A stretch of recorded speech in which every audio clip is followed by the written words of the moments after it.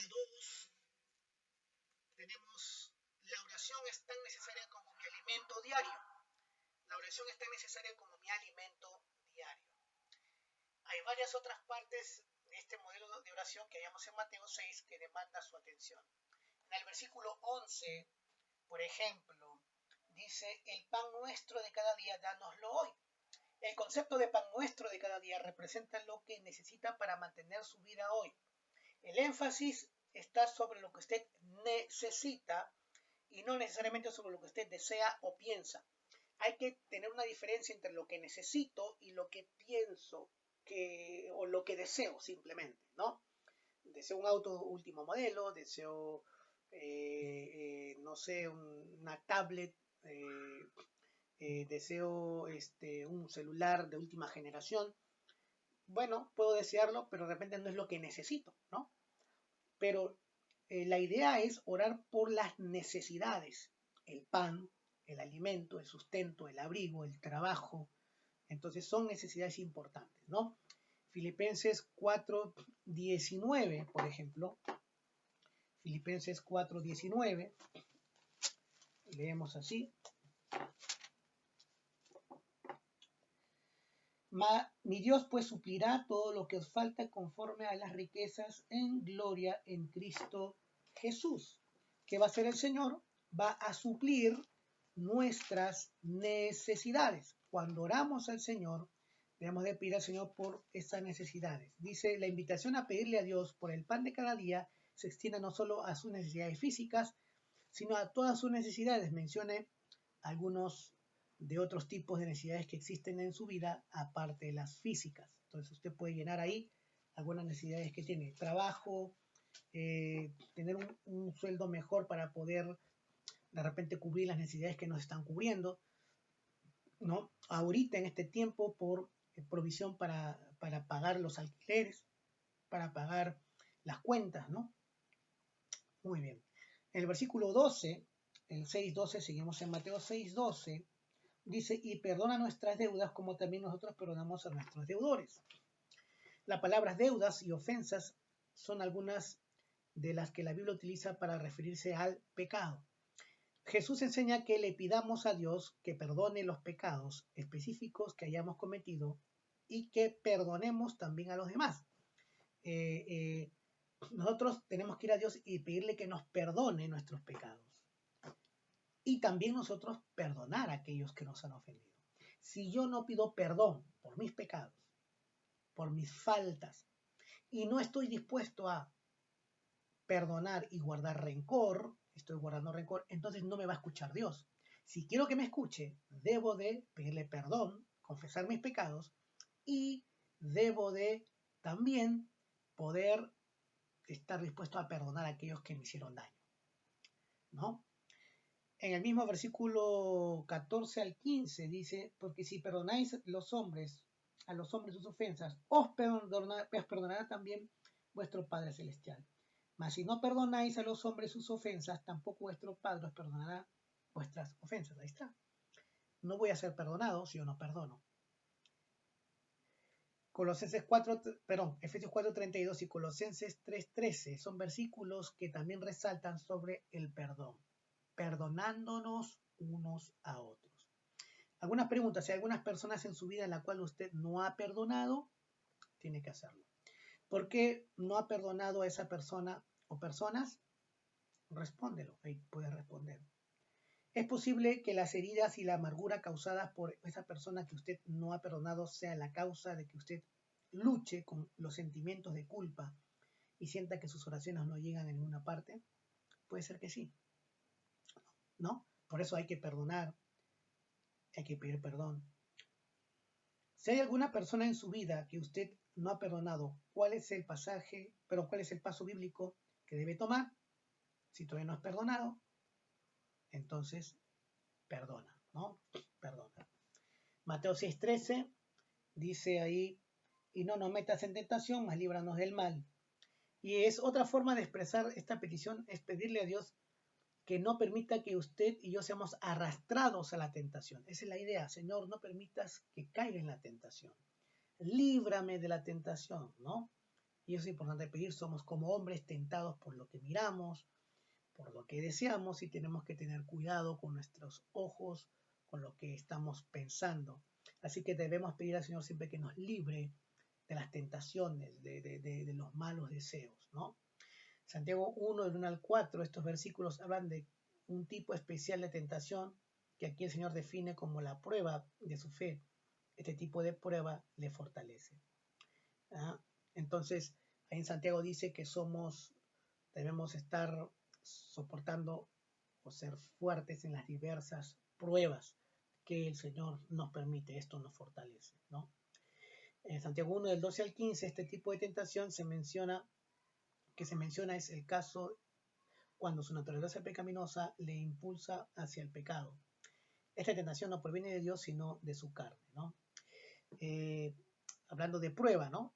Dios permite las tentaciones, permite las pruebas, y las tentaciones son guiadas por nuestra pecaminosidad, y eso hace que nosotros pequemos contra Dios.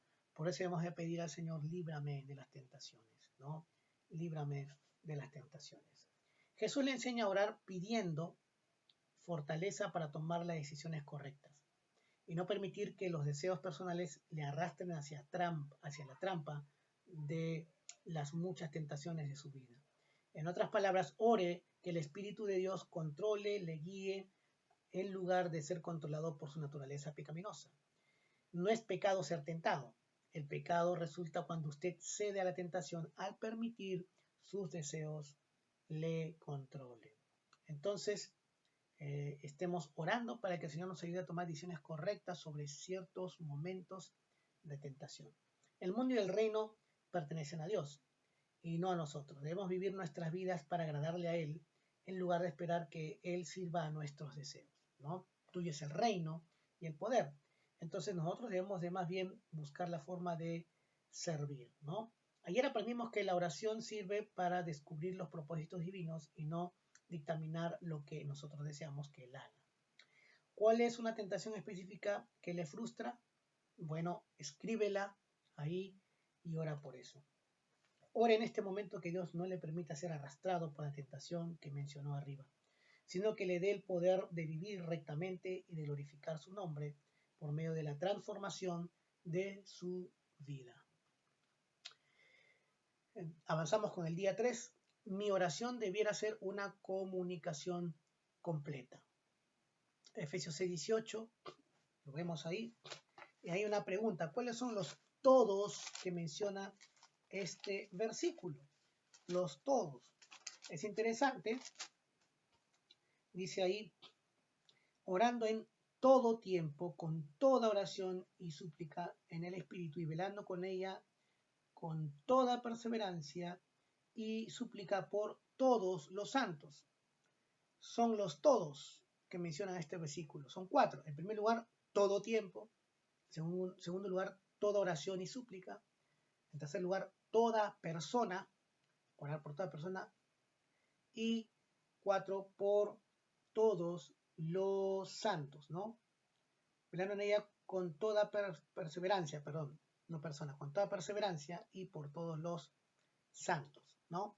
Entonces están los 4 todos. Para poder orar con toda oración es necesario conocer los diversos tipos de oración. La palabra oración es un término de carácter general que se refiere a varias maneras de las cuales nos comunicamos con Dios. La primera tipo de oraciones son las súplicas. Las súplicas son peticiones específicas y se mencionan en Efesios 6:18. Sea lo más específico posible al orar. De esta manera no habrá duda de que ha sido Dios el que respondió a su oración cuando ello sucedía. Es importante reconocer las súplicas, ser específico para poder recordar que Dios ha contestado mi oración específica, peticiones específicas. El segundo tipo es la intercesión. Es la oración específica a favor de otros. El otro es mi oración personal, la súplica, ¿no? Pero aquí estoy pidiendo a favor de otros. O lo que Pablo en este caso llama la súplica por los santos o creyentes, ¿no? Romanos 8, 26, 27 y 8, 34. El ver que el Espíritu Santo y Jesucristo interceden por usted también debe estimularnos a interceder por otros. En estos pasajes habla que el Espíritu y Cristo interceden por nosotros. Igual nosotros debemos de interceder o pedir por otros. Número 3, el tercer tipo de oración es acción de gracias. Este es otro elemento de oración. 1 Timoteo 2:1, la oración debe incluir una acción genuina de gracias a Dios. ¿Agradeces a Dios para orar? O sea, no solamente vas a suplicar con peticiones específicas y vas a pedir por otros, sino también que vas a ser agradecido a Dios, ¿no? Agradecido a Dios. Tenemos Colosenses 4:2 y Hebreos 13:15 que nos habla de que debemos ser agradecidos. Específicamente el 13:15 nos habla de que debemos de ser personas que estemos orando y demos alabanza al Señor, ¿no? El 13, versículo 15, así que ofrezcamos siempre a Dios por medio de él sacrificio de alabanza, es decir, fruto de labios que confiesen su nombre, ¿no? Entonces, nosotros debemos de también alabar al Señor con nuestras palabras, pero también el número 4 es la alabanza, es una ofrenda verbal a Dios celebrando quién es Él, ¿no? Es alabar al Señor, es la cuarta forma de petición. Súplicas, intercesión, acción de gracias y la alabanza. La oración consiste en mucho más que decirle a Dios lo que usted quiere y pedirle, que se lo provea. Aprenda a utilizar los 4 elementos de la oración que acabamos de mencionar. Practica la oración con peticiones específicas, pidiendo por otros, siendo agradecidos a Dios y alabando a Dios.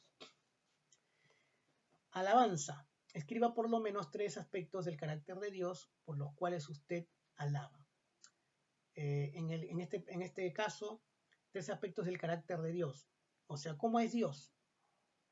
Por ejemplo, el libro de los Salmos contiene ciertos tipos de alabanza, ¿no? Que se refieren a la persona o al carácter de Dios. ¿Por qué voy a alabar a Dios? Porque Él es mi Dios, porque Él es mi salvación, porque Él es misericordioso, porque Él es fiel, ¿no? Acción de gracias. Escriba por lo menos 3 cosas específicas por las cuales usted da gracias a Dios. Agradézcale lo que ha hecho. ¿Qué ha hecho por usted? Mi salvación, la familia, etc. Súplica. Escriba por lo menos 2 peticiones específicas que usted está pidiendo a Dios que responda en la semana próxima y anote la fecha. ¿Tienes alguna petición específica para esta semana que viene? Anota la fecha y hazla. Intercesión. Escribe por lo menos 2 peticiones específicas por otras personas. Estos tipos de oración tienen que ser practicados y les animo a hacerlo. Día 4. Mi oración debería ser una comunicación constante. El corazón de la oración es sencillamente hablar con Dios, pero la oración es más que una actividad o algo que hacemos de vez en cuando. La oración debe ser un acto de nuestra mente, un estilo de vida y una conexión constante con Dios que nos ama. Ojo con esto. Entonces, el corazón de la oración es sencillamente hablar con Dios, pero la oración es más que una actividad o algo que hacemos de vez en cuando. La oración debe ser un estado de nuestra mente, un estilo de vida, una conexión constante con Dios que nos ama. Entonces, es parte de nuestra vida, no es solamente una actividad sencilla, simple, sino va siendo parte de nuestra vida espiritual.